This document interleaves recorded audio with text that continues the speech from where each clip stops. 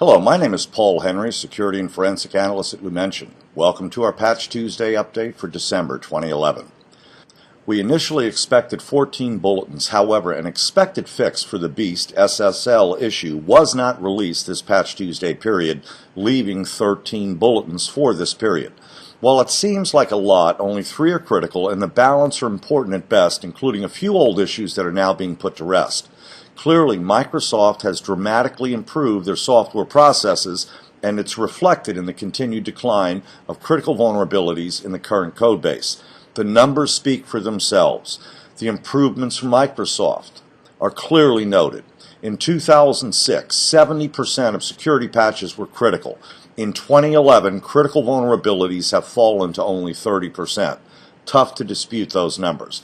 Let's look at the details. Again, we have 6 Windows vulnerabilities, 1 IE vulnerability, 5 Office vulnerabilities, and 1 media player vulnerability.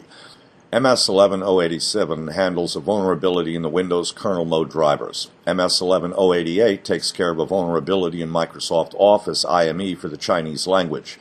MS-11089 takes care of a vulnerability in Microsoft Office. MS-11090 takes care of some cumulative security updates for ActiveX Killbits. MS-11091 takes care of vulnerabilities in Microsoft Publisher. MS-11092 takes care of vulnerabilities in Windows Media.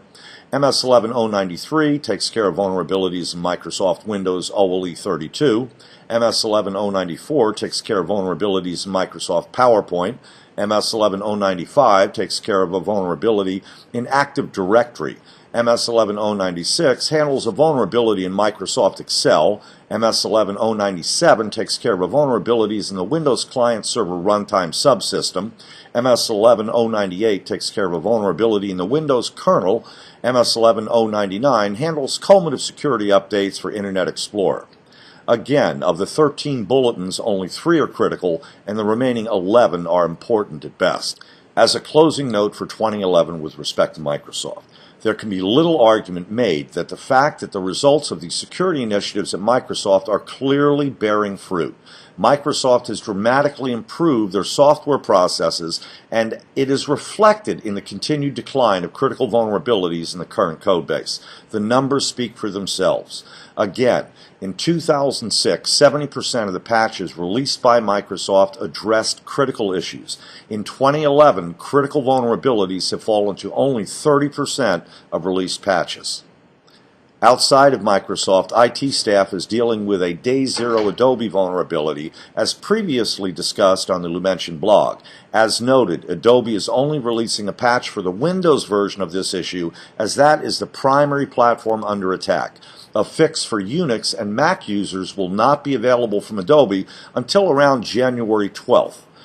A trend worth mentioning this period is the increased use of Java as an emerging leading threat vector. As with the Adobe issues of the past couple of years, it seems that hackers are taking advantage of a user's failure to patch outdated versions. A recent article in Dark Reading noted that since the third quarter of 2010, Microsoft has detected or blocked some 6.9 million exploit attempts on Java each quarter, with a total of 27.5 million attempted exploits during that 12-month period. This has been our Patch Tuesday update for December 2011. Thank you for listening.